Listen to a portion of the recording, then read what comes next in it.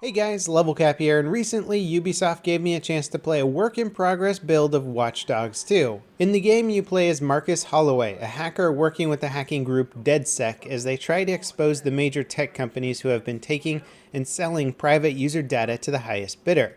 The biggest of which is Bloom Corp. It's run by the game's main villain, Dusan Nemec. The story does draw a lot of parallels to real life, which kind of allows you to justify your character's actions. You do feel righteous while going through the missions and fighting against these big corps. Now, if you want more information about the storyline or just the game in general, there is a link in the video description which I'd recommend checking out.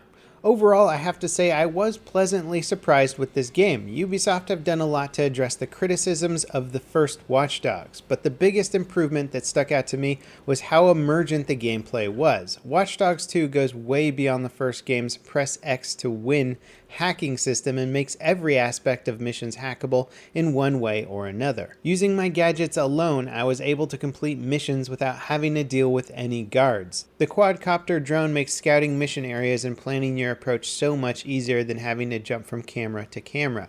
The other drone, the RC Jumper, makes getting into buildings and unlocking doors a breeze. The guards seem to notice the quadcopter more easily than the RC Jumper, so while both kind of do similar things, they can be more or less useful depending on where you have to use them. For instance, I found using the quadcopter outdoors to be a lot easier than using it in buildings, but you can do either if you really want to. Towards the end of my play session, I realized I could use the social hacking options to call the police to take out a guard in the mission area. When I first got to the mission, it looked like it'd be a huge challenge to complete because there were just so many guards. I spent a good 10 minutes just scouting the area with the quadcopter. But then I noticed I could hack one of the guards and plant incriminating evidence on his phone, which was sort of like this cool epiphany moment. Since there's no real direction to the mission, you can take any approach you want. While I waited for the cops to show up, I set a few traps to take out some of the guards. When the cops showed up, a shootout broke out and I was able to sneak past everyone and complete the mission. The sense of coming up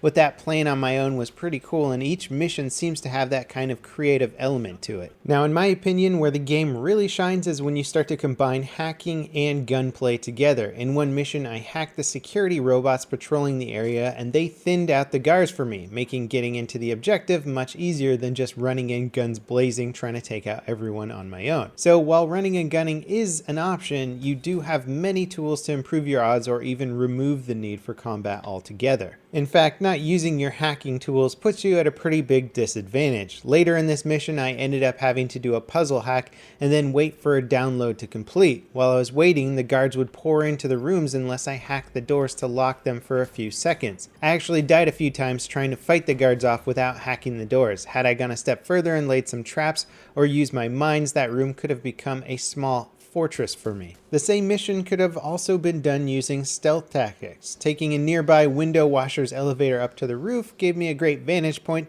to sneak down to the objective. Something I really like about Watch Dogs 2 is that it never puts a big arrow on a wall pointing to the easy mode shortcut. That window washer elevator was just there. It wasn't flashing red, and the game wasn't like, yo dude, use the elevator. A lot of games these days seem to be afraid of the player getting lost, so they hold your hand and make you feel forced into doing things a certain way. Watch Dogs 2 doesn't do that. It tells you what the mission is and where you need to start it, but beyond that, it does very little to guide you through the mission. There are hints and objectives markers, of course, but I never felt like I was being directed or anything. I'm playing a smart hacker with guns and drones, and the game actually treats me like I know what I'm doing, which is kind of refreshing. And it can certainly make the game feel a bit more challenging, but in a good way. On its surface, it seems like a very well-made open-world mayhem simulator, but under the hood, it's actually a very competent stealth and action game that gives you the freedom to be a ninja or Rambo. In addition to the new gadgets added to Watch Dogs 2, the driving mechanics have also been totally reworked so that every car handles differently.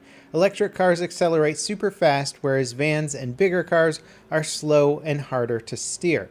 Every car also has a boost, so you can use that to go faster, but not every car is going to go that much faster. You also have the option to car surf, if being in the driver's seat is a bit too pedestrian for you. I didn't take the time to do this, but the Ubisoft dev who set up the game for me said you could surf the car while throwing grenades at people and dancing. I kept it a little more tame and just decided to flip people off as I drove past. Now, one of the major complaints with the first game was that the world really didn't seem very alive. Too static, not enough interaction.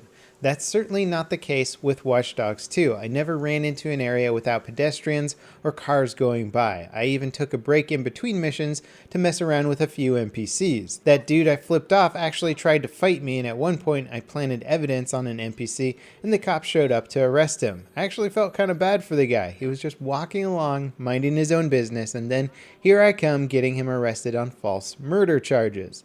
It's actually a powerful effect if the game can make me feel guilty about a NPC character in the game that I just met. And I really think this is one of the most important elements of what Ubisoft is doing this time around with Watch Dogs 2. It's a lot more upbeat and fun than the first game. You're not playing a hardened vigilante out for revenge. You're just playing a young hacker who's trying to expose tech companies for being a bunch of scummy jerks. It's definitely not GTA levels of absurdity. It's just the right balance between serious and fun. The tone of the characters and story keep things from getting too moody, but at the same time the characters all feel like they have a story behind them. And because the gameplay has a lot of depth, it never feels like you're playing a kiddie game. The hacker doesn't just look cool, it lets you do cool things. Now, if you enjoyed the first Watch Dogs, you're almost certainly going to enjoy Watch Dogs 2. But more importantly, people that were disappointed with the original game have a lot to look forward to with Watch Dogs 2. I think the sequel is much closer to what people were hoping the gameplay of the original would be, but with a little bit lighter mood to it, which I actually prefer over the dark and gloomy. It's still certainly a game about hacking and even shooting bad guys, but everything about it has just been expanded so much more. During my play session, I never felt like I had reached the game's skill ceiling in any way. Looking back on some of the earlier missions as I progressed further and further, I kept realizing how I could have done them differently if I had hacked or used some drones more.